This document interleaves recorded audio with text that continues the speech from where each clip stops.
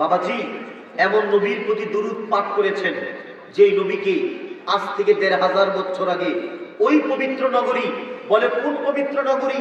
যেই নগরীর নাম মাক্কা আল মুকাররমা, ওই ভূমিতে বসবাস করতেন মা আমেনা। মা আমেনার পবিত্র রেহেন মুবারক থেকে ১৫০০ বছর আগে গোটা দুনিয়াকে আলোকিত করে দুনিয়াতে তাশরিফ নিয়ে এসেছেন আমার নবী, আপনার নবী। করি সুবহানাল্লাহ।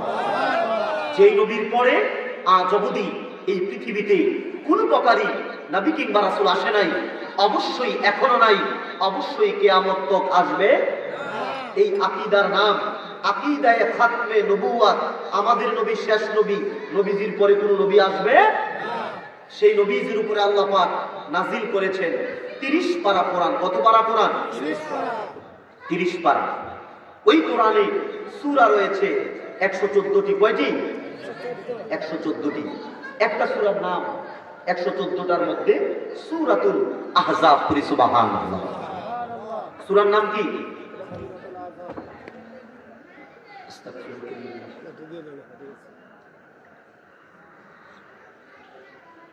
সূরার নাম কি? সূরাতুল আহজাব। সূরা আহজাবের ২১ নম্বর আয়াতের অংশ বিশেষ আমি পড়েছি আপনাদের সামনে। যেই সময় আমাকে নির্ধারিত করে দেওয়া হয়েছে, আমরা ডানে বামে এত কথা না বলি। কথা হলো যে নির্ধারিত আমাকে সময় দেওয়া হয়েছে, আমি ওই সময় পর্যন্ত আমার আলোচ্য আয়াতের উপর নির্ভরযোগ্য মুফাসসির মুহাদ্দিসগণের দৃষ্টিকোণ থেকে কিছু কথা তুলে ধরবার চেষ্টা করব, যদি আমার মালিক সেই তৌফিক ভিক্ষা দান করেন। করি আমিন। মেরে ভাই, আপনাদের জি আচ্ছা শোনেন, আমি এই চান্দেরচর গ্রামে বহুবার এসেছি, কয়েকবার হেলিকপ্টারেও এসেছি, আলাদা দুই একটা প্রোগ্রাম করেছি। তো আপনাদের যত বড় গ্রাম রয়েছে, এই গ্রাম থেকে যদি প্রত্যেকটা ঘর থেকে একটা করে মানুষ আসে, এই প্যান্ডেলে জায়গা দেওয়া যেত? কিন্তু আমরা মানুষ, এত সুন্দর একটি নুরানি ইরফানি ইমানি মাহফিলের আয়োজন, এত সুন্দর একটি দ্বীনি মজলিস, এত সুন্দর একটি মাদ্রাসা, অথচ মানুষের উপস্থিতি এত কম কেন? এটা আমাদের জন্য একটা লজ্জাজনক বিষয়, ঠিক কিনা বলেন? আল্লাহ সবাইকে হেদায়েতের নূর দান করুক। করি আমিন। আমার ভাইয়েরা, ইচ্ছে করলেই যে কেউ যে কোনো বাগানে আসতে পারে না, এটা আল্লাহর পক্ষ থেকে কবুলিয়াতের একটা বিষয় আছে, ঠিক নয় কি? আমার ভাইয়েরা, আল্লাহ পাক রব্বুল আলামিন কুরআনুল কারীমের মধ্যে বলেন, কুল ইন্নাল্লাহা ইউদিল্লু মান ইয়াশাউ ওয়া ইয়াহদি ইলাইহি মান আনাব। আল্লাহ পাক আপন হাবিবকে ডেকে বললেন, হাবিব রে, আপনি এই জগতের মানুষকে বলেন। অবাক হবেন আপনি শুনলে, কোরআনের বিসমিল্লাহর বা থেকে মিনাল জিন্নাতি ওয়ান নাসের সিন পর্যন্ত যত জায়গায় আল্লাহ আপন হাবিবকে সম্বোধন করেছেন, কোথাও তুমি তুই করে সম্বোধন করেন নাই, সব জায়গায় আপনি বলেছেন সুবহানাল্লাহ। আল্লাহ ডেকে বললেন, হাবিব, ও দোস্ত মুহাম্মদ সাল্লাল্লাহু আলাইহি ওয়াসাল্লাম, আপনি এই জগতের মানুষকে বলেন, আমি আল্লাহ যাকে ইচ্ছা তারে গোমরাহ বানাইতে পারি, পথভ্রষ্ট করতে পারি। তবে হাবিব রে, এটাও আপনি তাদেরকে জানাইয়া দেন, যেই সমস্ত বান্দারা আদবের সাথে বিনয়ের সাথে আমি আল্লাহর রহমতের দিকে ছুটে আসে, আমি আল্লাহ সেই সমস্ত বান্দাদেরকে হেদায়াত করে আমি আল্লাহর রহমতের কোলের মধ্যে টেনে নেই। সুবহানাল্লাহ। আল্লাহ আপনাদেরকে হেদায়াত দিয়েছেন, সুবহানাল্লাহ, এবং উনার রহমতের কোলে দিয়েছেন, সুবহানাল্লাহ।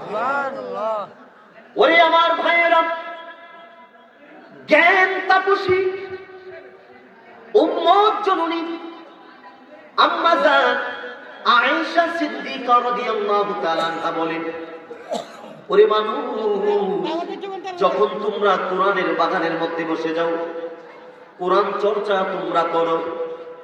তোমাদের জন্য নদী আর সমুদ্রে মাটির নিচে গর্তের পিপিলিকাগুলো আল্লাহর কুল আলমে যত মাখলুক আছে সবাই তোমাদের জন্য মাগফিরাতের দোয়া করতে থাকে। সুবহানাল্লাহ। আমরা এখানে বসে পড়ছি নদী নালায়, গাছগাছালিতে, মাটির নিচের পোকামাকড়, পাহাড়, নদী নালার মাছ আমাদের জন্য দোয়া করে, আল্লাহ তুমি তাদেরকে মাফ করে দাও। সুবহানাল্লাহ। তারপরে এই যে মজলিসে বসলাম, এখানে আমরা কারো চেহারা দেখতে আসি কেবলমাত্র একমাত্র আল্লাহর কোরআন নবীজির সুন্নতের আলোচনা শুনতে, ঠিক কিনা বলেন?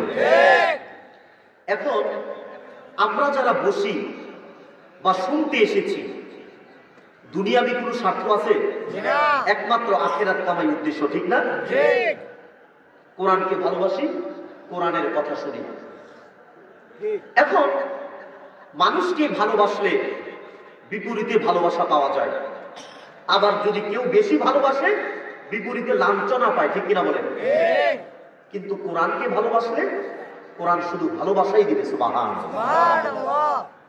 আজকে আমরা দুনিয়াকে ভালোবাসি, দুনিয়ার মানুষকে ভালোবাসি, দুনিয়ার পরিবেশকে ভালোবাসি, কিন্তু আল্লাহর কোরআনকে ভালোবাসি না, যার কারণে আমাদের পরিস্থিতি খুব খারাপ।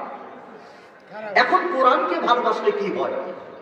কোরআনের কথা শুনলে কি লাভ? কোরআন বলে, মানব আমাকে যদি ভালোবাসো, কিয়ামতের ময়দানে এক সেকেন্ডের জন্য আমি তোমাদেরকে জাহান্নামে যেতে দিব না। সুবহানাল্লাহ। এখন কোরআন যে আমাদেরকে বলল এক সেকেন্ডের জন্য জাহান্নামে যেতে দিবে না, তার প্রমাণ কি? আমার ভাইয়েরা, এই মর্মে আমি আপনাদেরকে একটি হাদিসের বাণী শোনাই। আল্লাহর আখিরি নবী, নবী কুল সম্রাট মুহাম্মদ মুস্তাফা সাল্লাল্লাহু আলাইহি ওয়াসাল্লাম উনার পবিত্র নূরের জবানে তিনি বলেছেন, মান জালাল কুরআনা আমামাহু কাদাহু ইলাল জান্নাত। ওরে পৃথিবীর মানুষ, যারা আল্লাহর কোরআনকে ভালোবাসে, আল্লাহর কোরআন মাফিক জীবন গঠন করে রাজনৈতিক জীবনে, পারিবারিক জীবনে, সাংসারিক জীবনে, এই দুনিয়ার যত কিছু রয়েছে সমস্ত কিছুতে যদি আল্লাহর কোরআনের নেতৃত্ব তারা মেনে নেয়, কিয়ামতের ময়দানে আপন সন্তান নিজের মা বাবাকে চিনবে না, মা বাবা সন্তানকে চিনবে না, স্ত্রী তার স্বামীকে চিনবে না, স্বামী তার স্ত্রীকে চিনবে না। ওই বিভীষিকাময় মুহূর্তে সবাই বলবে নাফসি নাফসি।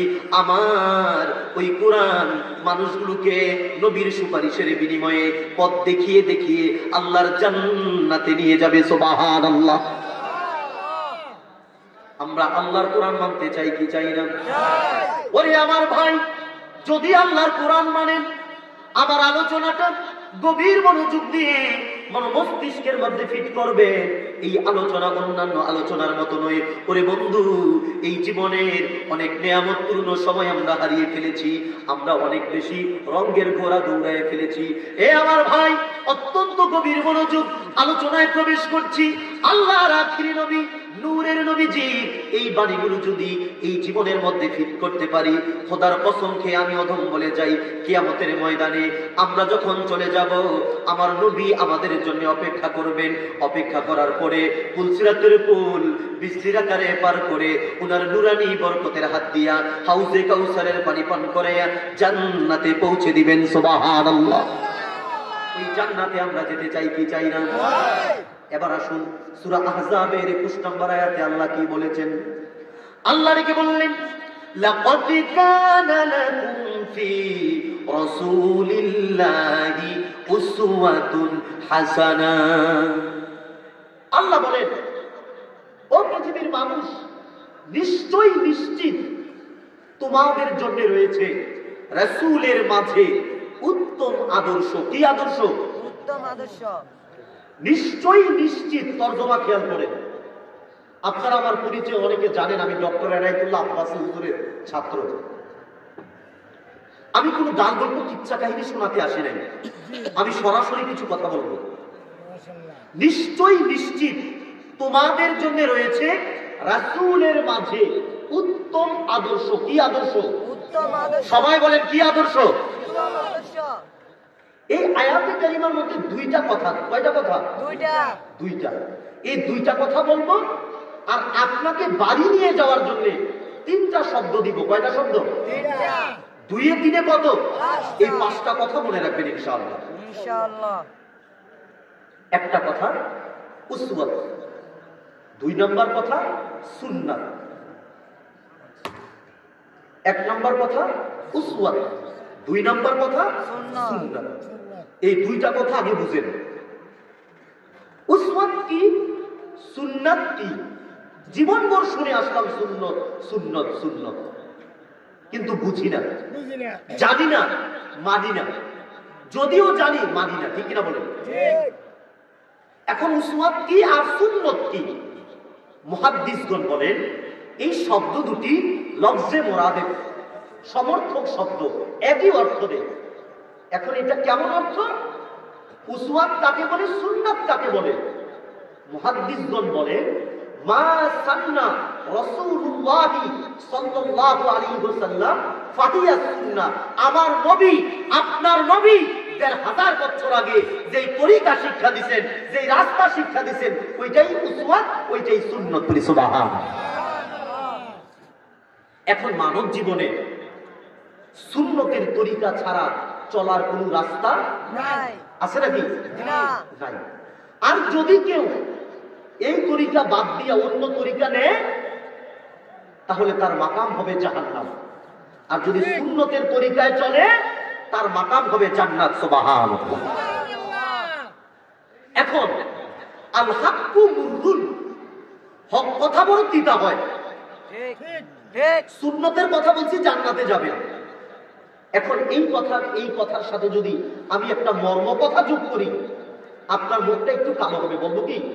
বলেন। একজন মানুষ তার জীবনকে কখনোই দুটি অংশে ভাগ করতে পারে না। কয়টি অংশে? দুটি অংশ। মানুষ কোরআন এবং সুন্নাহর রঙে জীবনকে রঙিন করবে, এটা মানব জীবনের প্রধান উৎস, প্রধান শক্তি। কিন্তু কোরআন সুন্নাহর রং ছাড়া বিপরীত কোন রঙে জীবনকে সাজাতে পারে না। আমাদের সমাজে আপনি আমার কথাগুলো মিলাবেন। এক রঙের মানুষ খুব কম, কোরআন সুন্নাহয় আমলি বিশ্বাসী মানুষ খুব কম, দুই রঙের মানুষ বেশি। কয় রঙের মানুষ বেশি? দুই রঙের। মিলাবেন। আপনার সমাজে আপনি তাকিয়ে দেখেন, যত মুসলমান আমরা আছি, আমরা জুমার দিন মসজিদে যাই, প্রতিদিন মসজিদে নামাজ পড়ি, এটা আমাদের জন্য স্বাভাবিক, এটা আমাদের জন্য উত্তম কাজ। তারপরে বছরে আমরা ঈদের নামাজ পড়ি কি পড়ি না? দুই ঈদের নামাজে ঈদগাহে যাই, ঈদের নামাজ আদায় করি। ঠিক কিনা বলেন? ঈদগাহে যাবে মুসলমান, এটা উত্তম কাজ। মসজিদে যাবে, এটাও উত্তম কাজ। কিন্তু আমরা দেখতে পাই মানুষগুলো মসজিদে যায়, ঈদগাহে যায়, মুসলমান পরিচয়ধারী, এটা তার জন্য উচিত ছিল, ঠিক ছিল। কিন্তু যখন দেখতে পাই এই রং বাদ দিয়া যে মানুষগুলো মসজিদে যায়, যে মানুষগুলো ঈদগাহে যায়, ওই মানুষগুলো পূজার সময় হিন্দুদের মন্দিরেও যায়। ঠিক কিনা বলেন? তো মানুষের রং কি একটা রইল না দুইটা হইল? দুটা। একটা মানব তার জীবনকে কখনোই দুটি অংশে ভাগ করতে পারে না। জীবনের এক অংশে কোরআনের রং লাগাবে, অপর অংশে কোরআন সুন্নাহ বিরোধী রং লাগাবে। এটা মুমিনের জিন্দেগি নয়, এটা মুনাফিকের জিন্দেগি। ঠিক কিনা বলেন? কথা বলতে হবে।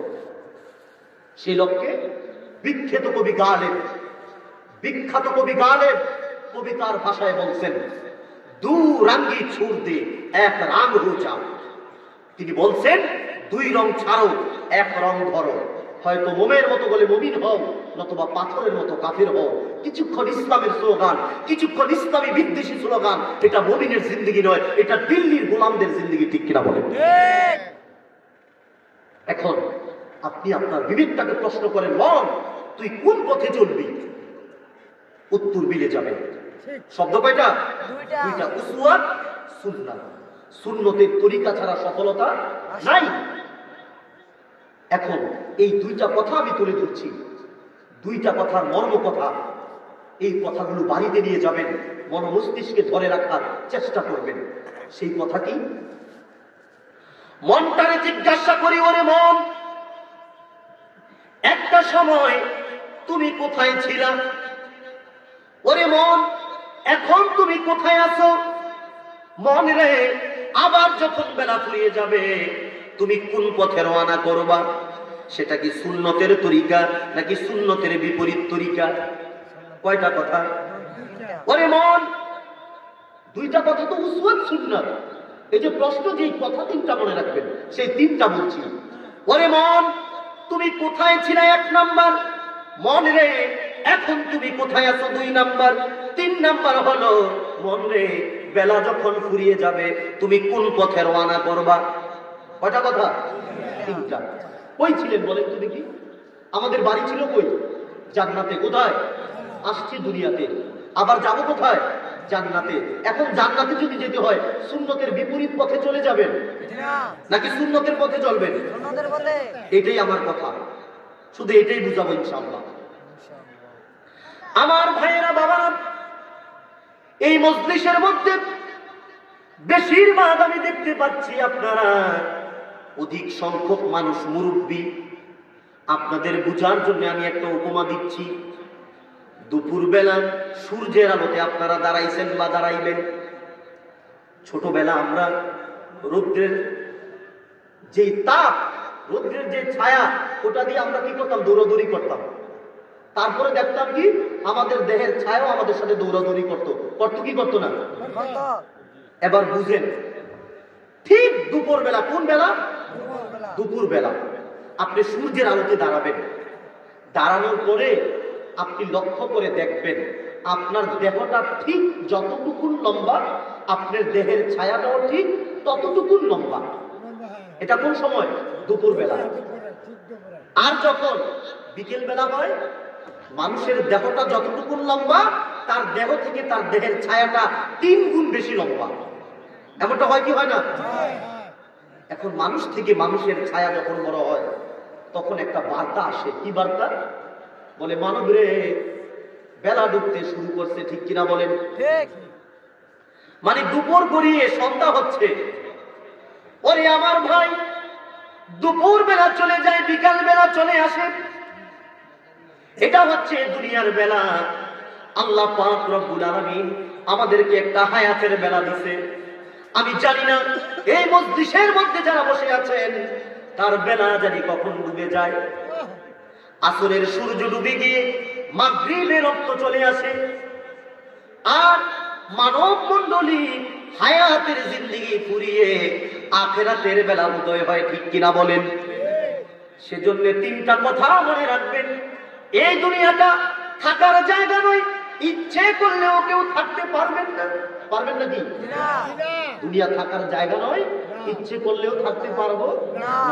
একদিন না একদিন ঠিক সময় মতো চলেই যেতে হবে। সেজন্য নবীজির সুন্নতকে এই জীবনে বাস্তবায়ন করা লাগবে। ঠিক কিনা বলেন? যদি সুন্নতকে বাস্তবায়ন না করেন, জীবনে কোনোদিনও কখনো আপনি সফলতা খুঁজে পাবেন না। এখন আপনি যদি সুন্নতের তরিকায় চলেন, নবীজির উত্তরসূরি নিজেদেরকে দাবি করেন, আপনার সর্বপ্রথম যে পরিচয় হবে সেই পরিচয়টা হলো উম্মতে মুহাম্মাদি। সুবহানাল্লাহ। আমাদের পরিচয় কি? উম্মতে। আমরা মুসলিম, আমরা মুসলমান, তারপরে আমাদের সব পরিচয়। ওরে আমার ভাই, ওই তরিকায় যারা চলেছে, ওই তরিকা যারা গ্রহণ করেছে, তারা মৃত্যুবরণ করতে দেরি হয়েছে। নবীজির মিল্লাতের উপর তাদেরকে কবরে রাখা মাত্রই আমার দয়াল নবী তাদেরকে উনার বরকতি কুল মুবারকে নিয়ে নিয়েছেন। সুবহানাল্লাহ। ওই তরিকায় যদি আপনাকে চলতে হয়, সর্বপ্রথম যেই জিনিস প্রয়োজন সেই জিনিসের নাম হলো ঈমান। সেই জিনিসের নাম কি? যদি আপনার ঈমান না থাকে, আপনি যদি সুন্নতের বিপরীত চলাচল করেন, আপনার আমল, আপনার বন্দেগী কোনো কাজে আসবে। আর যদি আপনার ঈমান ঠিক থাকে, আপনার আকীদা ঠিক থাকে, আপনার তরিকা ঠিক থাকে, আপনার মাকাম হবে জান্নাত। যদি জান্নাতি হতে চান, ঈমান আপনার সর্বপ্রথম লাগবে। ঈমান থাকলে কি হবে, না থাকলে কি হবে?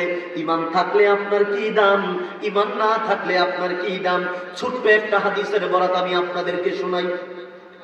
আমার ভাইয়েরা, বাবাজিরা, আজ থেকে ১৫০০ বছর আগে আল্লাহর আখিরি নবী, নবী কুল সম্রাট মুহাম্মদ মুস্তাফা সাল্লাল্লাহু আলাইহি ওয়াসাল্লামের বরকতের কদম মুবারকের মধ্যে ইহুদি, মাজুসি, খ্রিস্টান, মুসলমান সবাই মিলে আমার দয়াল নবীর নূরের কদমে বসে বসে তাদের সময়গুলোকে পার করত। সুবহানাল্লাহ।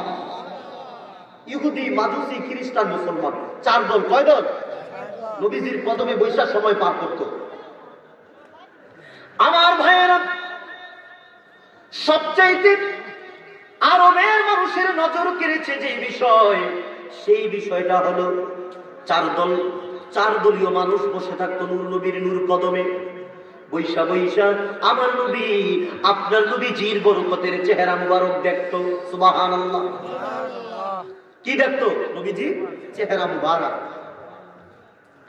সে চেহারা দেখতো আর কি করত?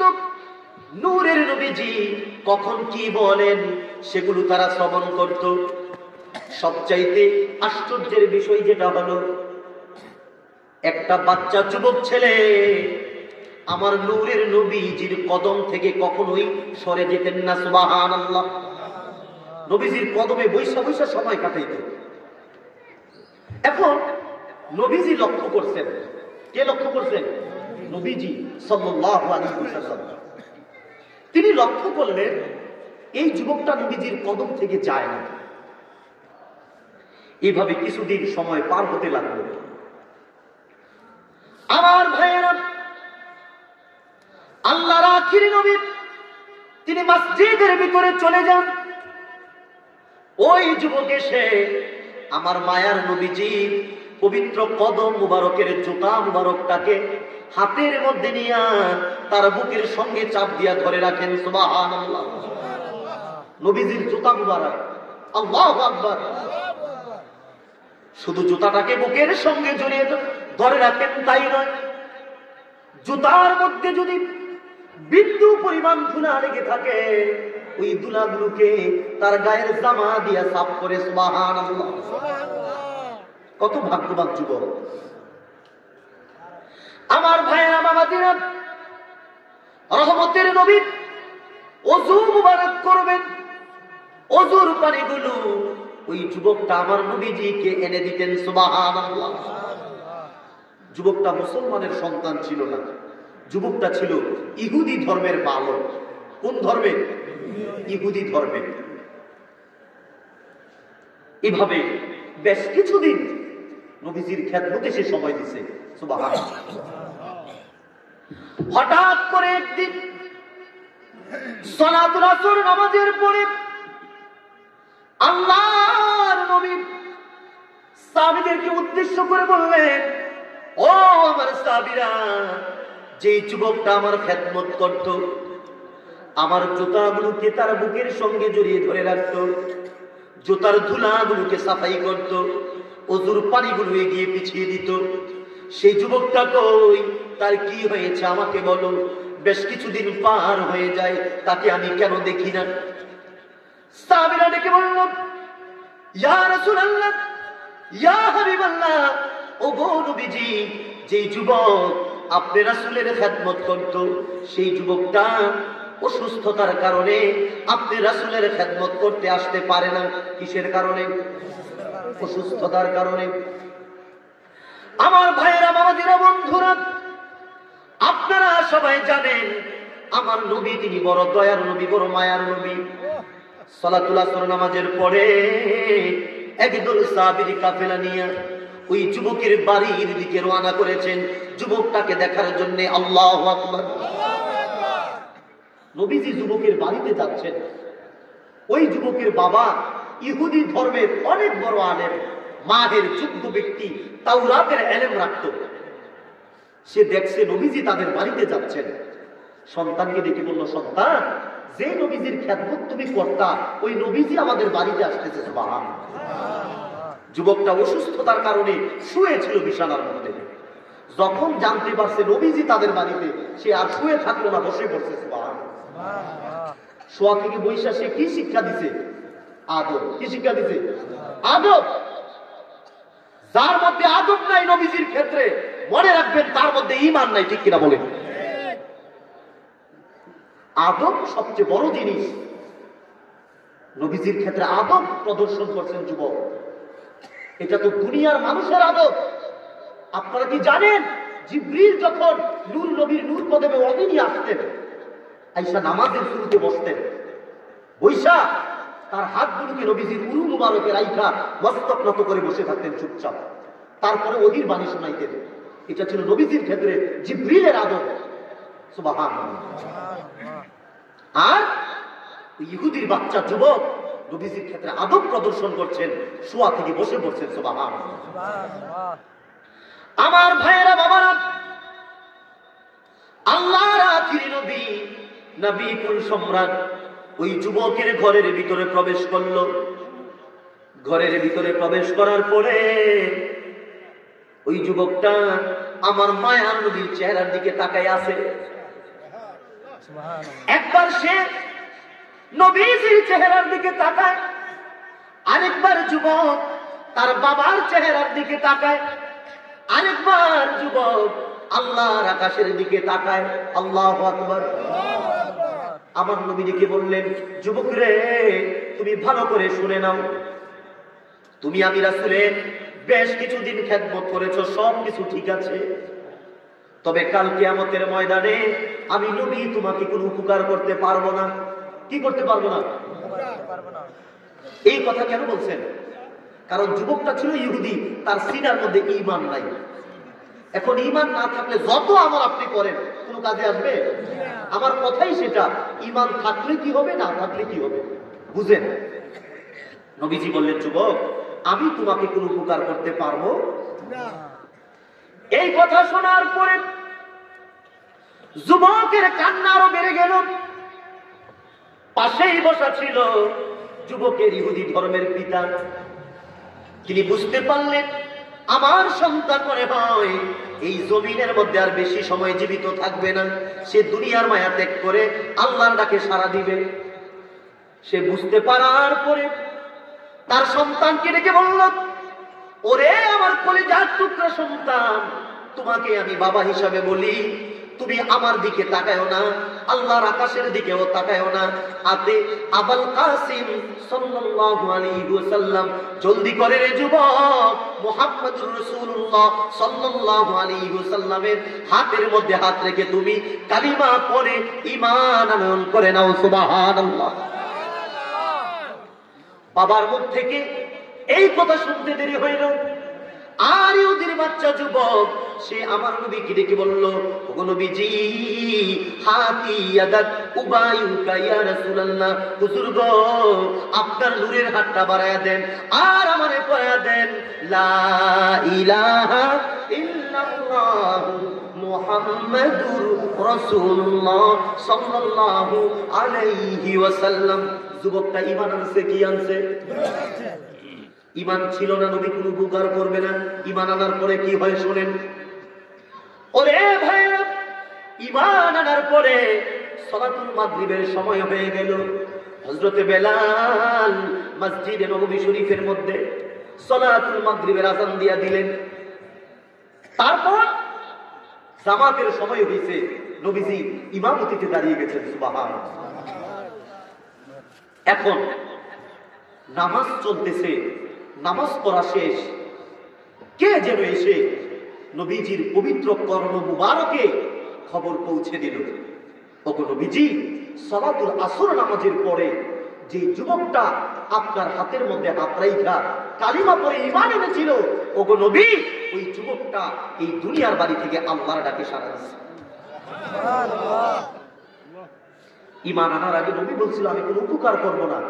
ঈমান আনার পরে যখন শুনতে পেলেন যুবকটা দুনিয়ার মায়া ছেড়ে আল্লাহর কাছে চলে গেছেন, এই খবর পাওয়া মাত্রই আমার নবী, আপনার নবী সাহাবীদেরকে উদ্দেশ্য করে বললেন, ওরে আমার সাহাবীরা, এই যুবকের গোসলের ব্যবস্থা করো, কাফনের ব্যবস্থা করো, জানাজার নামাজ আমি নবী নিজেই পড়াবো। সুবহানাল্লাহ। আরে কত বড় ভাগ্যবান তারা ছিল। তার গোসল করানো হয়ে গেল, কাফন পরানো হয়ে গেল, তার দেহের মধ্যে সাদা মার্কিন কাপড় পেঁচানো হয়ে গেল, তার লাশ ওই মসজিদের চারিপায়া খাটের মধ্যে উঠে পড়ছে। বিনা টাকায় যে গাড়ি চলে ওইটার নাম হলো মসজিদের চারিপায়া খাট, ঠিক কিনা বলেন? তার দেহটা খাটিয়ার মধ্যে উঠে পড়ছে, লাশ চলছে জান্নাতুল বাকির দিকে। আমার নবী খাটিয়ার আগে আগে যাচ্ছেন জানাজার নামাজ পড়ানোর জন্য। সাহাবাই কেরামের দল লক্ষ্য করলেন, আমার আপনার নবী জানাজার নামাজ যখন পড়াতে যান, তিনি পুরা পায়ের তালু মুবারক এই জমিনের মধ্যে রাখেন না, বৃদ্ধা আঙ্গুলের উপর ভর করে করে আমার নবী জানাজা পড়াতে জান্নাতুল বাকিতে গেছেন। সুবহানাল্লাহ। শুধু বৃদ্ধা আঙ্গুলের উপর ভর করে করে জানাজা পড়ানো যখন শেষ হয়ে গেল, দাফন যখন কমপ্লিট, সাহাবীদের মধ্য থেকে একজন সাহাবী আমার নূরের নবীকে প্রশ্ন করলো, ওগো নবী, আপনি যখন জানাজার নামাজ পড়াতে গেলেন, আপনি পুরা পায়ের তালু মুবারক এই জমিনে কেন রাখেন নাই, আমাদেরকে আগে বলেন। আমার নবী ডেকে বললেন, সাহাবীরা তোমরা শোনো, এই ইহুদির বাচ্চা যুবক ঈমান আনয়ন করার কারণে আল্লাহ পাক রব্বুল আলামিন তার উপরে এত খুশি হয়েছেন। আল্লাহ খুশি হওয়ার ফলে আকাশের রহমতের দ্বারগুলো খুলে দিয়েছেন। সুবহানাল্লাহ। আর এত বেশি রহমতের ফেরেশতা এই মদিনা মুনাওয়ারার মাটিতে এই জানাজার মধ্যে অংশগ্রহণ করেছে। মা কদারতু আম্বাতিনা কদামাইয়া মিন কাসরাতিল মালায়েকা, ফেরেশতার আধিক্যের কারণে আমি নবীজি মদিনা মুনাওয়ারার মাটিতে পুরা পায়ের তালু রাখার জায়গা পাই নাই। এখন আপনারা বলেন, ঈমানের দাম আছে না নাই? আছে। সেই ঈমান আমাদের লাগবে কি লাগবে না? লাগবে। যদি জান্নাতে যেতে হয় সুন্নতের পথ আমাদের লাগবেই লাগবে, ঠিক না বলুন? নতুবা জীবনটা বৃথা। এই জীবনের কোনো দাম নাই। ওরে ভাই, অনেক সময় হয়ে গেছে, জীবনের অনেক গুরুত্বপূর্ণ সময়গুলোকে আমরা নষ্ট করে ফেলেছি। দুনিয়ার বিভিন্ন ঝায় ঝামেলায় পড়ে, দুনিয়ার মুখে পয়লা জীবনের গুরুত্বপূর্ণ নিয়ামতপূর্ণ সময়গুলোকে হারিয়ে ফেলছেন। কই ছিলেন, এখন কই আছেন? আর সামনের পথ যদি অন্ধকার হয়, আপনি ওই পথ দিয়ে কিভাবে চলবেন? বিবেকটাকে প্রশ্ন করেন, মন তুই কোন পথে চলতে লাগলি? আপনারা রঙের গোড়া দৌড়ান, কেউ তো আমাকে আপনাকে বলে নাই আমি আপনি জান্নাতি, বলছে কেউ? আপনি যদি খেয়াল করেন, আমার আপনার প্রতিটা কদমে কদমে পাপ আর পাপ, ঠিক কিনা বলেন? পাপ ছাড়া মানুষ আছেন? প্রত্যেকটা কদমে কদমে আমরা পাপের সাথে জড়িত। জীবনের অত্যন্ত গুরুত্বপূর্ণ সময়গুলোকে আমরা নষ্ট করে ফেলতেছি। কি আমল আছে আমার আপনার? কোন আমলের বড়াই কইরা আখিরাতে ওই বেলা আপনি পার করবেন? হাদিসের বরাত সাক্ষী, আবু বকর ফিল জান্নাহ, উমর ফিল জান্নাহ, উসমান ফিল জান্নাহ, আলী ফিল জান্নাহ। তারা জান্নাতি। তারপরেও কান্না করতেন, আল্লাহ আমাকে মানুষ না মানে গাছের লতা পাতা বানাইতা। ও ভাই, আমাকে আপনাকে কেউ বলে নাই আমরা জান্নাতি। এখন যদি বলি সুন্নতের তরিকায় চলেন, এই পথ এই মত গ্রহণ করেন, আপনাকে যদি বলি ভাই সুন্নতে নববীর দাড়িগুলো রাখেন, আপনি আমাকে বলবেন আমার এখনো সময় হয় নাই, সময় হলে রাখবো। ওরে নাদানের দল, আমাদের সময় হইব তো হইব কবে? যদি বলি মসজিদে আসেন নামাজ পড়েন, বলে কিন্তু বয়স হয় নাই, বয়স হলে ঠিকই পড়বো। ও ভাই, তোমার যে ওই বয়স তুমি পাইবা এটার গ্যারান্টি তোমাকে কে দিছে? কত যুবক, কত নজওয়ান, কত মধ্যম বয়সী মানুষ, কত মুরব্বী প্রতিনিয়ত মারা যাচ্ছে। একটা বারও কেন নিজের বিবেকটাকে আমরা পরিবর্তন করি না? কেন এখনো আমরা আমলমুখী হচ্ছি না? কেন এখনো আমরা মসজিদমুখী হচ্ছি না? কেন আমরা এখনো মাদ্রাসামুখী হচ্ছি না? কেন আমরা ইসলামের তরিকাকে গ্রহণ করছি না? কে আপনাকে বার্তা দিছে আপনি জান্নাতে চলে যাবেন? আপনি প্রতিনিয়ত সুদ খাচ্ছেন, ঘুষ খাচ্ছেন, দুর্নীতি করছেন, যারা ব্যভিচার করছেন, এতিমের মাল মেরে খাচ্ছেন, গরিবের উপর জুলুম করছেন, আর আপনি নিজেকে আমলদার মনে করেন? এটা পরিশীল দলে হতে পারে না। ও ভাই, আপনারা কুমিল্লার মানুষ, আপনারা আমার বাবার বয়সী, কেউ আমার বন্ধুর বয়সী। আপনাদের কদমে হাত দিয়ে আমি ছোট মানুষ বলে যাই, আমি আব্বাসী মঞ্জিলের মুবাল্লিগ, আমি আপনাদেরকে বাবা সমতুল্য মনে করে সবার কদমে আমার হাত। ভাই, অনেক হয়েছে, আর কত, আর কত জীবনের হিসাব দিলাম। বেলা তো ফুরিয়ে যাচ্ছে। বরফের টুকরা চিনেন? সবাই কি বরফের টুকরা চিনেন? একটা প্লেটের মধ্যে একটা টুকরা রাখেন, 1 ঘন্টা পরে যেরকম রাখছেন ওই রকম পারলে আমাকে দেখাইয়েন। পারবেন দেখাতে? কি হবে?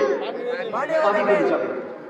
ঠিক আমাদের হায়াত যেটা নির্ধারিত, ওইটা বরফের টুকরার মতো দিন দিন গলে গলে ফুরিয়ে যাচ্ছে, আমরা টের পাচ্ছি না। ও ভাই, চলে যাচ্ছে সময়, আমাদের বেলা ফুরিয়ে যাচ্ছে, দুপুর গড়িয়ে সন্ধ্যা আসতেছে, আমাদের বেলা ফুরিয়ে আখিরাতের বেলা আসতেছে। এই যে মাটির উপর বসে আছেন, আপনি যত পাপাচার করেন, যত অপরাধ করেন, যত গুনাহ করেন, এই মাটি কি বলে জানেন? বলে আল্লাহ হুকুম দাও তাকে আমি পিষে ফেলি, তাকে আমি গিলে খেয়ে ফেলি। আল্লাহ বলে মাটি, তুই আমার একটা সৃষ্টি, আমার হুকুম ছাড়া তুই এগুলো করিস না। বলে আল্লাহ তুমি কেন আমাকে অনুমতি দাও না? বলে কিছু কারণ আছে। কি কারণ?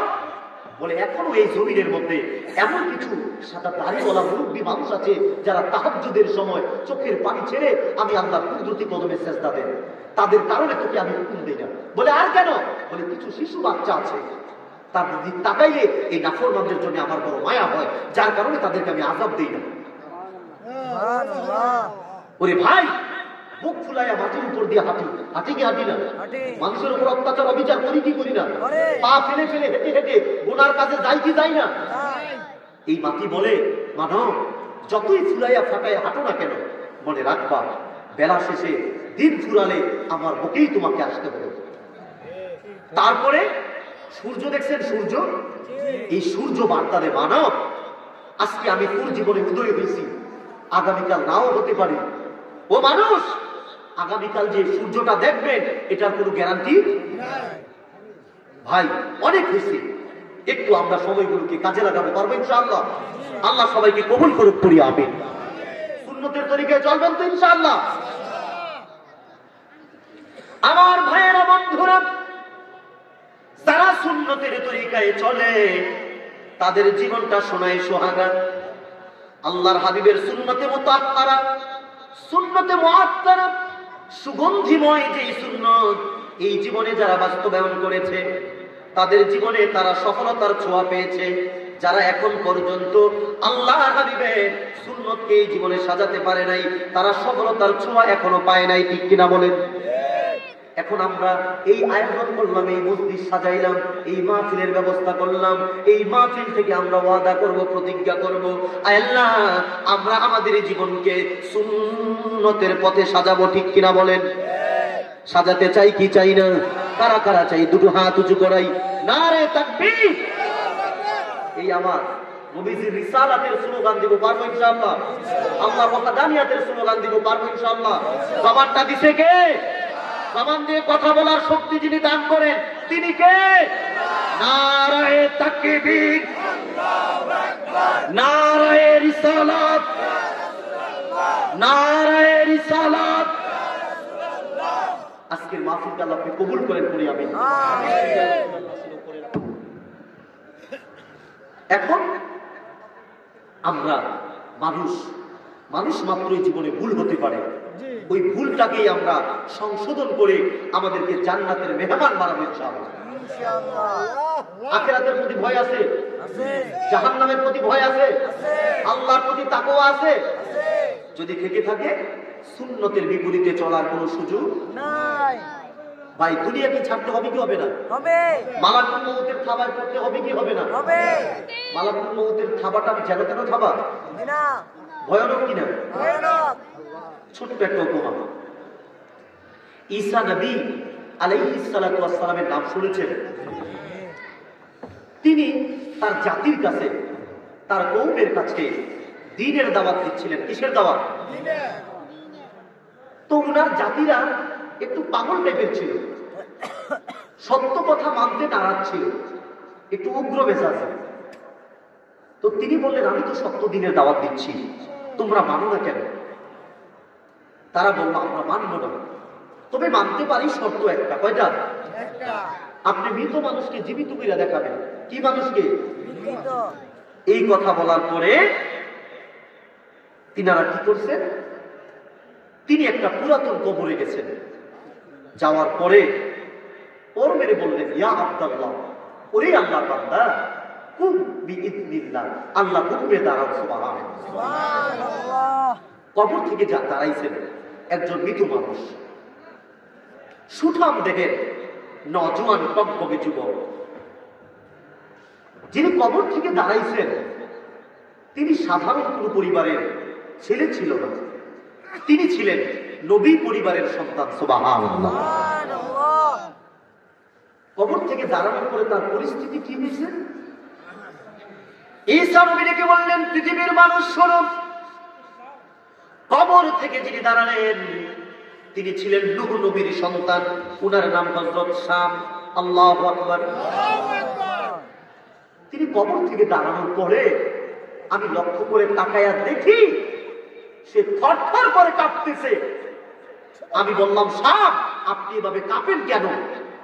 সে আমাকে জবাব দিছে, ঈসা নবী, মালাকুল মউত আমার হৃদয় পিঞ্জরা থেকে যখন আমার রূহটাকে টান দিয়ে বের করছে, এত বেশি ভয় পাইছি যার কারণে এখনো কাঁপি। ওরে মুসলমান, চাঁদের চরের মানুষ, নবী পরিবারের সন্তানের যদি এই পরিণতি হয়, আপনার কি আমল আছে? আপনার পরিণতি, আমার পরিণতি কি হবে? একটা বার চিন্তা করি। উপায় আছে? না। উপায় নেই। সময়টাকে সাজান, সময়টাকে কাজে লাগান। আল্লাহ বলেছেন, আল্লাযী খলাকাল মাউতা ওয়াল হায়াতা, ওরে মানব, আমি আগে মৃত্যু বানাইছি, তারপরে হায়াত দিছি।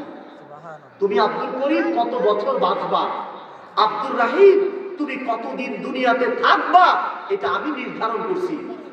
তবে হায়াতের আগে মৃত্যুটাকে ফিট করে দিছি। ব্যস্ততা দেখাও, কাজে করবে, চাকরি বাকরি, নারী, গাড়ি বাড়ি, সব ব্যস্ততা সেকেন্ডে শেষ, তার নাম মউত। কথা কি ঠিক না বেঠি?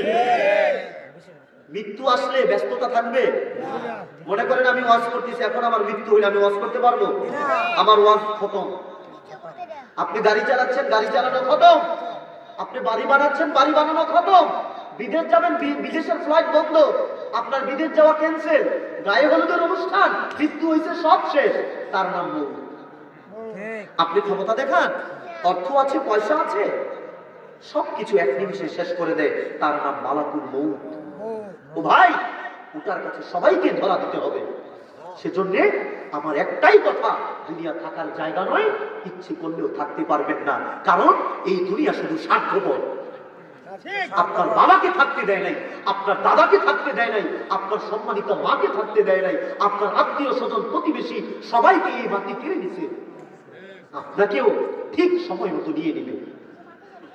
তো ভাই, সময়টাকে কাজে লাগান। কেন এখনো মানুষের পরনিন্দা করবেন? কেন এখনো মানুষের গীবত করবেন? কেন এখনো মানুষের উপর জুলুম করবেন? এই জন্য তো আল্লাহ আপনাকে দুনিয়ায় পাঠায় নাই। আল্লাহ পাঠাইছেন নবীজির তরিকা অনুসরণ করে, সঠিক আমল করে জান্নাতের মেহমান হওয়ার জন্য। ভুল তো করছেন জান্নাতে, দুনিয়াতে আসছেন, এখন আবার যদি জান্নাতে যেতে হয় আমলের জিন্দেগি সাজাতে হবে। আর যদি না সাজান, পরকালে বিনিময় জাহান্নাম। এখন সবকিছু বুঝি, কোনটা ভালো, কোনটা খারাপ, কোনটা মন্দ, কোনটা পচা, কোনটা সঠিক, কোনটা ব্যাঠিক, সব যদি আমরা বুঝি, তাহলে কোনটা জান্নাতের পথ, কোনটা জাহান্নামের পথ, ওইটা কেন বুঝি না? ওইটা কেন বুঝি না? এই শুধু এই প্রশ্নটা মাথায় রাখবেন ইনশাআল্লাহ। আল্লাহ সবাইকে কবুল করুক, করি আমিন। এখন সুন্নতের তরিকায় চলবেন ইনশাআল্লাহ। ওই তরিকায় চলতে হলে সর্বপ্রথম আমাদেরকে সুন্নতের তরিকার সবচেয়ে প্রসিদ্ধ যে আমল, সেটা হচ্ছে নামাজ। সেটা কি? নামাজ। এখন যদি বলি এখানে যত মানুষ আছেন, বললে তৃপ্ত হবে আপনাদের মন যে হুজুর আজকে এখানে যারা আছেন এশারের নামাজ পড়েন না এমন কেউ আছেন না নাই? যদি বলি কয়েকজন পাওয়া যাবে পড়ছে, আর বেশ কিছু মানুষ পড়ে নেই, আছে না নাই? তারপরে যদি বলি আজকে যে সকালবেলা পার হয়েছে ফজরের নামাজটা আমরা কে কে পড়ছি, যদি বলি অধিকাংশ মানুষই পড়ে না, যোহর পড়ে নাই, আসর পড়ে নাই, মাগরিব পড়ে নাই, আজকের এশা পড়ে নাই, পাক্কা নিয়ত আগামীকাল ফজরটাও পড়বে না, ঠিক কিনা বলেন? এমন মানুষ আছে না নাই? তো ভাই এত সুন্দর মাহফিলের আয়োজন কইরা আমরা যদি নামাজগুলো সঠিক মতো না পড়ি, সঠিক দিক গ্রহণ না করি, এই আমল, এই ওয়াজ, এই নসিহত, এই মাহফিল কোনো কাজে আসবে? তো সুন্নত তরিকা সবচেয়ে প্রসিদ্ধ যে আমল, সবচেয়ে প্রসিদ্ধ যে ইবাদত, সেটার নাম কি? নামাজ। ওই নামাজটা আমরা পড়বো ইনশাআল্লাহ। নামাজকে আমরা ছাড়বো, আল্লাহ সবাইকে কবুল করুক, করি আমিন। এখন আমরা নামাজ পড়ি, আমরা কোনো স্বাদ পাই না, নামাজ পড়ছি মজা পাচ্ছি না, কিন্তু যেই নামাজ নবীজির সুন্নতে নববীর তরিকায় আমাদেরকে নবীজি এবং সাহাবায়ে কেরামের দল শিক্ষা দিছে, ওই নামাজের মধ্যে কতটা পার্থক্য, নামাজের একটা বরাত আপনাদেরকে শোনাই ইনশাআল্লাহ। আমার ভাইয়েরা, বন্ধুরা,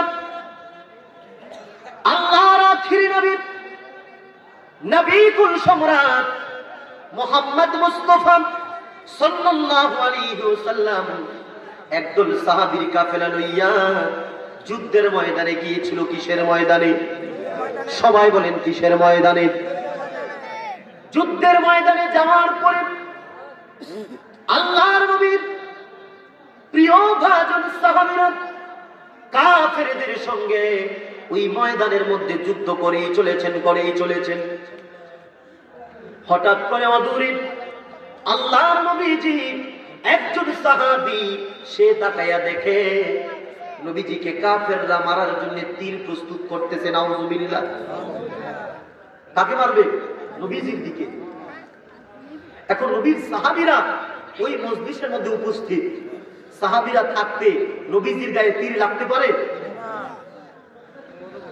আল্লাহর নবীর সাহাবী অদূর থেকে কাফেররা তীর মারার আগে আল্লাহর নবীর সাহাবীরা তীর মারা শুরু করলো।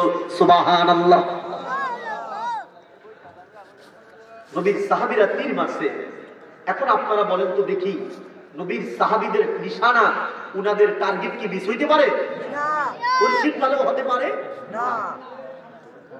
নবীর সাহাবীরা তীর মারছে যাদেরকে টার্গেট করে বা যাকে টার্গেট করে, আল্লাহর লীলা বুঝা বড় দায়। ওই দিনের টার্গেট মিস হয়ে গেছে। কাফেরের পাশেই দাঁড়ানো ছিল কাফেরের রমণী সুন্দরী স্ত্রী। কাফেরের গায়ে তীরটা লাগছে না সাহাবী, কাফেরের স্ত্রীর গায়ে লাগছে। লাগা মাত্রই কাফেরের স্ত্রী সঙ্গে সঙ্গে জায়গার মধ্যে মারা গেছে। তীর মারছে কে? নবীজির সাহাবী। আমার ভাইয়েরা, হাদিসের কিতাবের মধ্যে এসেছে ওয়াকানাত ইমরাতান জামিলা, কাফেরের স্ত্রী ছিল অত্যন্ত সুন্দরী। বেশি দিন হয় নাই সে বিবাহ বন্ধনে আবদ্ধ হয়েছিল। তার বউটা ওই ময়দানের মধ্যে মারা গেছে। সে মনে মনে প্রতিজ্ঞা করলো, নবীর সাহাবীরা, আমার বিবিকে তোমরা মেরে ফেলেছো, বেশি দিন হলো না আমি বিয়ে করেছি, তবে মনে রাখিও যতক্ষণ না পর্যন্ত এই হত্যার বদলা না নিতে পারবো ততক্ষণ পর্যন্ত আমি বাড়ি ফিরবো না। নাউজুবিল্লাহ। আরেকটা প্রতিজ্ঞা করছে, বাড়ি তো ফিরবে না, ঠিক আছে, তারপরে মনে মনে নিয়ত করতেছে ততক্ষণ বাড়ি যাব না যতক্ষণ হত্যার বদলা না নিব, ততক্ষণ বাড়ি ফিরবো না, হত্যার বদলা না নেওয়া পর্যন্ত এক ফোঁটা পানিও খাবো না। নাউজুবিল্লাহ। নিয়ত করে সে বসে আছে। কাফেরের বাচ্চার নিয়ত খুব মজবুত, খুব পোক্ত। কত মজবুত নিয়ত! এই নিয়ত কইরা সে বসে আছে। আমার ভাইয়েরা, বাবাজিরা, আল্লাহ পাক রব্বুল আলামিন ওই যুদ্ধের ময়দানে উনার আপন হাবিবকে মহাবিজয় দান করেছেন। সুবহানাল্লাহ। নবীজিকে আল্লাহ বিজয় দিতে খুশি হন নাই? খুশি হয়েছে? নবীজিকে আল্লাহ বিজয় দিছেন। আমার নবী বিজয় লাভ করার পরে সাহাবীদেরকে নিয়ে মদিনার পথে রওনা করেছেন। সুবহানাল্লাহ। নবীজির একটা আদত মুবারক ছিল, একটা নীতি মুবারক ছিল। রাত্রবেলা আমাদের নবী কখনোই মদিনাতে প্রবেশ করত না। সুবহানাল্লাহ। আলেমরা এই কথা মনে রাখবেন, রাতের বেলা নবীজি মদিনাতে প্রবেশ করতেন না। সাহাবীদেরকে ডেকে বলল, ওরে সাহাবীরা, আল্লাহ পাক রব্বুল আলামিন আমাদেরকে মহাবিজয় দান করেছেন। রাত্র হয়ে গিয়েছে, আজকে আমরা মদিনায় ঢুকবো না। তাহলে কি করবেন গো নবী, আমাদেরকে বলেন। নবীজি বললেন, সাহাবীরা, এই জায়গার মধ্যে তোমরা তাবু গাড়ো। আজকে রাত্রটা এই জায়গার মধ্যে আমরা বিশ্রাম নিব। আগামীকাল সকালে সুবহে সাদেকের সময় ফজরের নামাজ একসঙ্গে আদায় করে সবাই মিলে মদিনাতে প্রবেশ করব। সুবহানাল্লাহ। আল্লাহর নবীর আদেশ অনুযায়ী তাবু গাড়া হয়ে গেল। তাবু গাড়ার পরে আমার নবী, আপনার নবী সাহাবীদেরকে উদ্দেশ্য করে বললেন, ও আমার সাহাবীরা, যেই জায়গার মধ্যে তোমরা তাবু গেড়েছ সবকিছু ঠিক আছে, তবে সাহাবীরা রে, একটি কথা তোমরা ভালো করে শুনে নাও। সব ঠিক আছে, তবে এই জায়গাটা আমি নবীর কাছে নিরাপদ মনে হচ্ছে না। নবীজির কাছে কি মনে হচ্ছে না? নিরাপদ। তার মানে নবীজি যা জানে সাহাবীরা তা জানে না, নবীজি যা দেখে সাহাবীরা তা দেখেন না। এটাই আহলে সুন্নাত ওয়াল জামাতের আকীদা। ঠিক। কারণ আমার নবী মদিনা আল মুনাওয়ারার ওই জান্নাতুল ফেরদাউসের রওজা মুবারক থেকে দুনিয়ার সবকিছু দেখেন, সবকিছু জানেন, এটা আমাদের বিশ্বাস। ঠিক কিনা বলেন? অনেকে বলে নবীজি জানে না, নবীজি দেখে না। গায়েব সম্পর্কে নবীজির শানে অনেকে বেয়াদবি করে। মনে রাখবেন, আমার আপনার কাছে যেটা গায়েব নবীজির কাছে সেটা গায়েব না, আর নবীজির কাছে যেটা গায়েব আল্লাহর কাছে সেটা গায়েব না। এটা আমাদের আকীদা। আর পৃথিবীর শুরু থেকে শেষ পর্যন্ত পৃথিবীতে যা কিছু ঘটছে ঘটবে সমস্ত কিছুর ইলম আল্লাহ পাক আপন হাবিবকে দান করেছেন। সুবহানাল্লাহ। খুলেন মেশকাত শরীফ সংকলকের দাদা উস্তাদ মহিউস সুন্নাহ ইমাম বাগাবী, তিনার তাফসিরে মাআলিমুত তানজিলের মধ্যে তিনি এই কথা উল্লেখ করেছেন যে জগৎ সৃষ্টির শুরু থেকে কিয়ামত পর্যন্ত দুনিয়াতে যা কিছু হবে সমস্ত কিছু নবী জানেন। সুবহানাল্লাহ। জানাইছেন কে? আল্লাহ। এটাই আমাদের আকীদা। নবীজি বললেন, এই জায়গাটা আমি নবীর কাছে নিরাপদ মনে হচ্ছে না। সাহাবীরা বলল, ওগো নবীজি, তাহলে আমরা কি করব, আমাদেরকে বলেন। বলল, আমরা সবাই তো এখন বিশ্রাম নিব, তোমাদের মধ্যে এমন কেউ কি আছো আজকে রাত্রটা আমাদেরকে পাহারা দিবা? এই কথা বলা মাত্রই দুইজন দাঁড়াইছেন। কয়জন? একজনের নাম হাদিসের কিতাবে এসেছে হযরত আব্বাদ ইবনু বিশির পুরি। সুবহানাল্লাহ। তিনি দাঁড়িয়ে ডেকে বললেন, ইয়া রাসূলুল্লাহ, ইয়া হাবিবাল্লাহ, ওগো নবীজি, আজকে রাত্রটা আমরা দুই ভাই মিলে পাহারা দিব। সুবহানাল্লাহ। সবাই পাহারা দিচ্ছেন। সবাই কি পাহারা দিচ্ছেন? কয়জন? আর সবাই ঘুমাতে যাচ্ছেন, বিশ্রাম করবেন, আরাম করবেন। আমার দয়াল নবী তিনিও আরাম করতে গেছেন। সুবহানাল্লাহ। পাহারা দেয় কয়জন? একজন। পাহারার সময় যখন হইছে, একজন আরেকজন কানে মুখে কথা বলে, বলে, ভাই, নবীজির সঙ্গে ওয়াদা করছি দুইজন পাহারা দিব। ভাই, দুইজনে একসাথে পাহারা দিয়ে লাভ নেই। কি নাই? লাভ নেই। তুমি রাতের প্রথম অংশে ঘুমিয়ে যাও, আমি পাহারা দিই। রাতের দ্বিতীয় অংশে আমি ঘুমাবো, তুমি পাহারা দিবা। ভাগ করে দুইজনে পাহারা দিই। দুইজনের মধ্য থেকে একজন ঘুমাইতে চলে গেছেন। পাহারা দেয় কয়জন? তিনি দাঁড়াইয়া দাঁড়াইয়া পাহারা দিচ্ছেন। ওই যে প্রতিশোধ পরায়ণ কাফের, যার বউ মারা গেছে, মনে আছে? নিয়ত করছে ততক্ষণ বাড়ি যাব না যতক্ষণ বদলা না নিব, এক ফোঁটা পানিও খাবো না। তীর ধনুক নিয়ে তাবুর কাছে চলে আসছে, অন্ধকারে আচ্ছন্ন রজনী। আমার ভাইয়েরা, নিসফুল লাইল, রাতের অর্ধেক যখন পার হয়ে গেল, আব্বাদ ইবনু বিশির তিনি চিন্তা করতেছেন, আহারে, দাঁড়াইয়া দাঁড়াইয়া তো পাহারাই দিচ্ছি, এখন তো আমার কোনো কাজ নাই।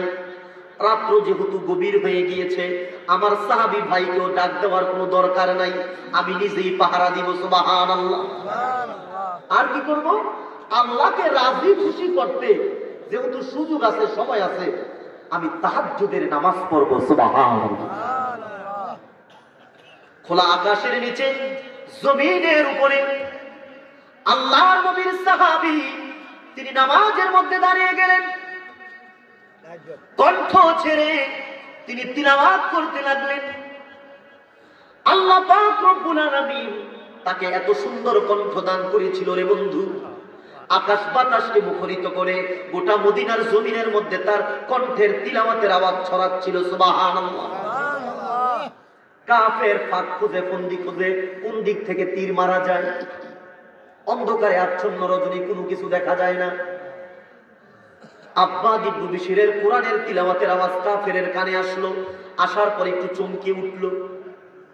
আমি তো মনে করছি সবাই ঘুমাচ্ছে, আরামে আমি বদলা নিব। এখন তো দেখি সবাই নামাজ পড়ে। আসলে কি সবাই নামাজ পড়ে? কয়জন? একজন। তিনি দাঁড়াইয়া দাঁড়াইয়া নামাজ পড়তেছেন খুশু খুশুর সাথে। আর কাফেরের বাচ্চা কাফের, প্রতিশোধ পরায়ণ কাফের, সে তীর নিয়ে প্রস্তুতি নিয়ে নিছে। কণ্ঠের তিলাওয়াতের আওয়াজটা লক্ষ্য কইরা দূর থেকে একটা তীর সে ছুঁড়ে মারছে। নির্ভুল নিশানায়, ব্যর্থ নিশানায় সেই তীর এসে আব্বাদ ইবনে বিশিরের সিনার মধ্যে বিদ্ধ হয়ে গেল। হাদিসের কিতাব সাক্ষী মুসলমান, লাম ইয়াতাহাররাক ওয়া লাম ইয়াফতাইস সালাত, বিষাক্ত তীর এই পাশ থেকে ওই পাশে চলে গেল। আল্লাহর নবীর সাহাবী তিনি নামাজও ছাড়েন নাই, নামাজের তিলাওয়াতও বন্ধ করেন নাই, জায়গা থেকে এক চুল পরিমাণও সরে দাঁড়ান নাই। সুবহানাল্লাহ। কাফের মনে করলো মনে হয় তীরটা বুঝি লাগে নাই। সে 2 নাম্বার তীরটা আবার ছুঁড়ে মারল। 2 নাম্বার তীরটাও এসে নির্ভুল নিশানায়, ব্যর্থ নিশানায় হযরত আব্বাদ ইবনে বিশিরের সিনার মধ্যে বিদ্ধ হয়ে গেল। হাদিসের কিতাব সাক্ষী মুসলমান, লাম ইয়াতাহাররাক ওয়া লাম ইয়াফতাইস সালাত, বিষাক্ত তীর এই পাশ থেকে ওই পাশে চলে গেল। আল্লাহর নবীর সাহাবী নামাজও ছাড়েন নাই, নামাজের তিলাওয়াতও বন্ধ করেন নাই। সুবহানাল্লাহ। কাফের মনে করলো মনে হয় 2 নাম্বার তীরটাও বুঝি লাগে নাই। সে 3 নাম্বার তীরটা আবার ছুঁড়ে মারল। 3 নাম্বার তীরটাও এসে নির্ভুল নিশানায়, ব্যর্থ নিশানায় আব্বাদ ইবনে বিশিরের সিনার মধ্যে বিদ্ধ হয়ে গেল। হাদিসের কিতাব সাক্ষী মুসলমান, লাম ইয়াতাহাররাক ওয়া লাম ইয়াফতাইস সালাত, বিষাক্ত তীর এই পাশ থেকে ওই পাশে চলে গেল। আল্লাহর নবীর সাহাবী নামাজও ছাড়েন নাই, নামাজের তিলাওয়াতও বন্ধ করেন নাই। সুবহানাল্লাহ।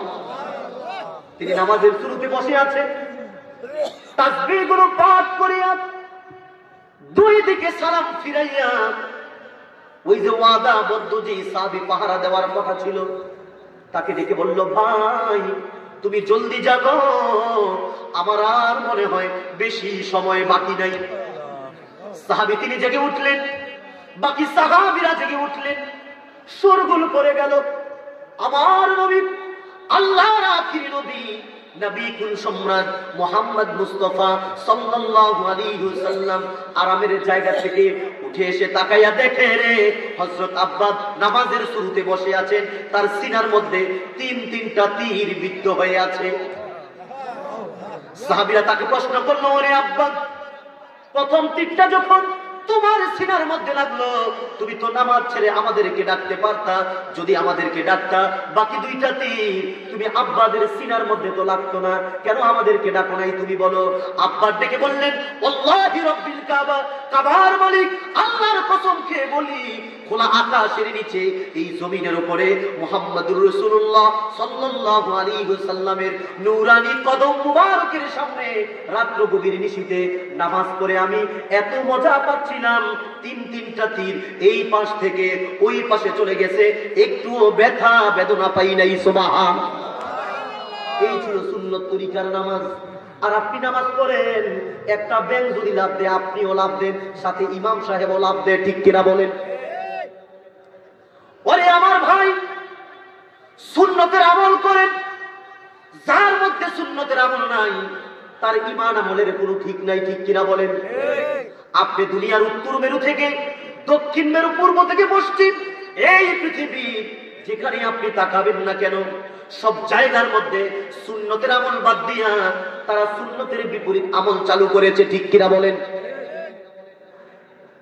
আর সাহাবীদের নিসফুল লাইল, রাতের শেষ অংশে গিয়া তাহাজ্জুদ করছেন। এটা ছিল নবী সাল্লাল্লাহু আলাইহি ওয়াসাল্লামের মক্কা মুকাররমা থেকে মদিনাতে যাওয়ার প্রথম শিক্ষা। সুবহানাল্লাহ। ইতিহাস মনে রাখবেন, নবীজি সর্বপ্রথম মক্কা মুকাররমা থেকে মদিনা মুনাওয়ারাতে যখন প্রথম হিজরত করেন, কখন?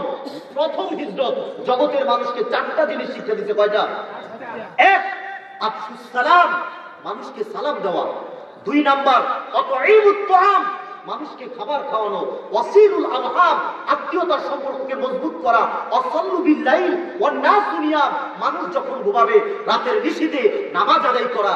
এই চারটা কাজ যে বা যারা যে জনগোষ্ঠী করবে, রাসূলের জবানের হাদিস, তাদখুলুল জান্নাতা বিসালাম, আল্লাহ জান্নাতের দরজা প্রশস্ত করে দিবেন, খুলে দিবেন, বলবে গোলাম যেই দরজা দিয়ে মন চায় ওই দরজা দিয়ে প্রবেশ করো। সুবহানাল্লাহ। এটা হচ্ছে রাসূলের মক্কা থেকে মদিনায় যাওয়ার প্রথম শিক্ষা। আতঈমুত তাআম, মানুষকে খাবার খাওয়ানো, এটা সুন্নতে নববী। গত 2 দিন আগে একটা সোশ্যাল মিডিয়ায় নিউজ দেখলাম, আমাদের বাংলাদেশের সমন্বয়ক সার্জিস আলম তার দাদার জানাজার নামাজে দাঁড়ায়া বলতেছে যে আমি কিছু মুফতি সাহেবদের, কিছু সাহেবদের পরামর্শ নিছি যে 40 দিন বা 4 দিনের যে আমল, ওই যে একটা কুলখানি আমরা জাফতের মতো আয়োজন করি, ওইটা নাকি কোরআন হাদিসের বহির্ভূত, ওইটা কোরআন হাদিস ভিত্তিক নয়। এই ধরনের ফতোয়া সে দিছে।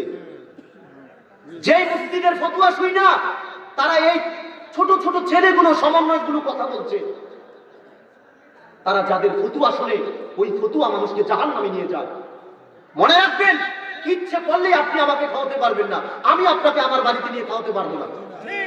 এটা একটা প্রয়োজন হয়, সে এটা বলতে পারছে যে 40 দিন কিংবা 4 দিন নির্ধারিত দিন করে ডেট করে আয়োজন করা, এটা হয়তো উল্লেখ না থাকতে পারে, কিন্তু মানুষ খাওয়ানো না যায় এই ফতোয়া পৃথিবীর কোথাও। 40 দিন কেন নির্ধারিত হয়েছে জানেন? মুসা নবী আল্লাহর সাথে কতদিন কথা বলছেন তুর পর্বতে? ওই বরকতের দিন ওইটাকে একটা নির্ধারিত বলা হয়। 4 জন প্রসিদ্ধ সাহাবী, 4 জন প্রসিদ্ধ ফেরেশতা, ওইটাকে কেন্দ্র করে আমরা অনেকে এটাকে মিলাই বরকতান হিসাবে। আপনি ওই দিন মানলে মানেন, না মানলে না মানেন। আতঈমুত তাআম, মানুষকে খাবার খাওয়ানো নবীজির সুন্নাত। আর তোমরা বলো এটা ফতোয়ায় না যায়, এই ধরনের মুফতিদের ফতোয়া শুনবেন না ইনশাআল্লাহ।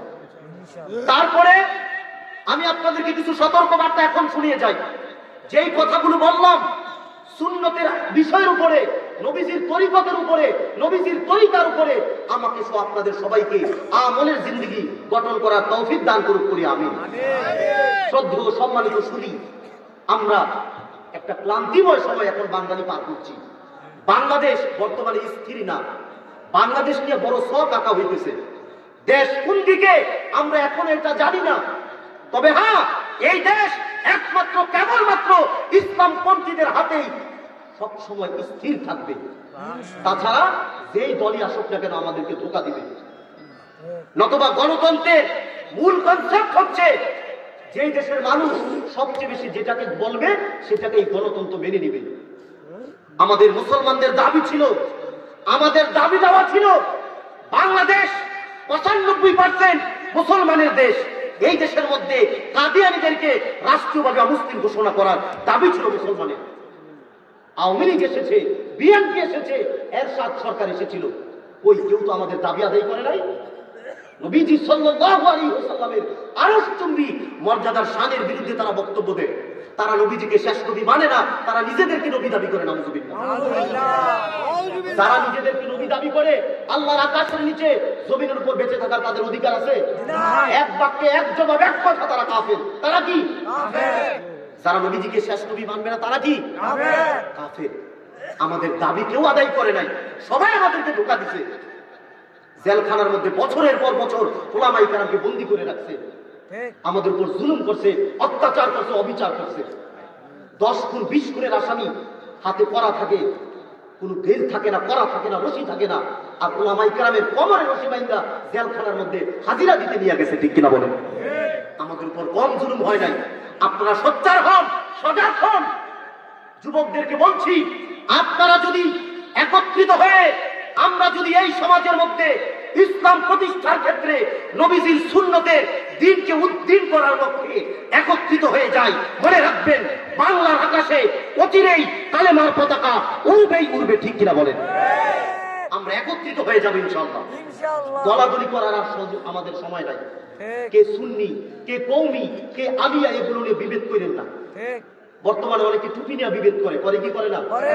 যেমন অনেকে পাঁচকল্লি পরে, অনেকে জালি পরে, অনেকে গুল পরে, অনেকে আমাদের মতো এই টাইপের টুপি পরে। এখন আপনারা যদি টুপি নিয়ে বিরোধ তৈরি করেন, 2 দিন পরে মাথায় থাকবে না। ঠিক তো টুপি দিবেন কই? ওই দিবেন টুপি হাঁটুতে লাগাইবেন। না সেজন্য ভাই, আর কোন মাসলাকের দ্বন্দ্ব নয়, একতলাফ থাকবে, সেটা আমাদের নিজেদের মধ্যে। ঠিক ঘরের মধ্যে 5 ভাই থাকে, 5 রকমের মতামত, কিন্তু শত্রু যখন ঘরের মধ্যে আগুন লাগায়, 5 ভাই কি 5 মত নিয়ে বসে থাকে না? 5 ভাই একসাথে ধরে। একসাথে আমরা মুসলমান ভাই ভাই, যদি আমাদের দিকে কেউ চোখ তুলে তাকাবে, তার চোখকে উপড়ে ফেলবো ইনশাআল্লাহ। ইনশাআল্লাহ। এই বাংলাদেশের মধ্যে শকুনের নজর পড়ছে। ঠিক ইন্ডিয়া লোক বসাতে চায়, পশ্চিমা শয়তানরা লোক বসাতে চায়, এই দেশের মধ্যে হস্তক্ষেপ করতে চায়, এই দেশটার মধ্যে আপনার গৃহযুদ্ধ লাগিয়ে খণ্ড বিখণ্ড করতে চায়। সেজন্য আমরা